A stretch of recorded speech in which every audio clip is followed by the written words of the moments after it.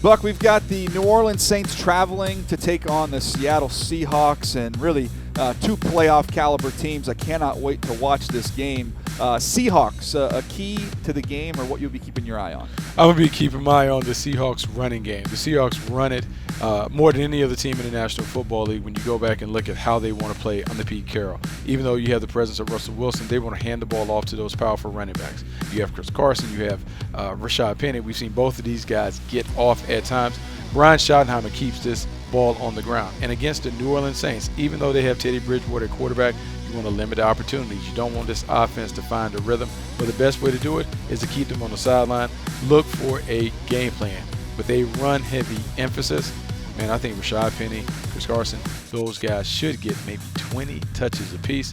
If the Seahawks get that done, I think they go on the road and play at home and get a win. Yeah, you talk about that Seahawks run game, and I'm going to stay with the same thing for the Saints.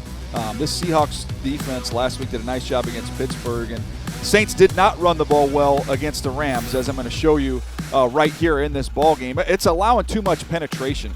You see the right guard here, Larry Warford, and once he gets beat right off the snap here, inside, duck your head, you get penetration. Obviously, that's the best defensive player in football, and Aaron Donald, and he is going to be a chore for any team to deal with. But too much penetration in the backfield. And with Teddy Bridgewater, you need to help him establish that run game, take some pressure off of him. Again, another example, I want to pick on Warford here. Again, that's a tough assignment, but when you turn your shoulders, you are done. You cannot open your gate like that. It's a meeting at the exchange with Aaron Donald.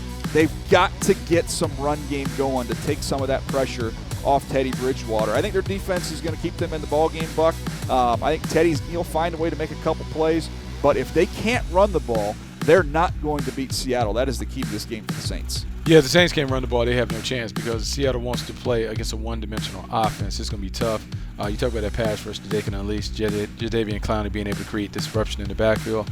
I think this is a tough one for the New Orleans Saints. They're still reeling from the loss of Drew Brees, going on the road, having to play and face the 12s. Seattle Seahawks all day in this one.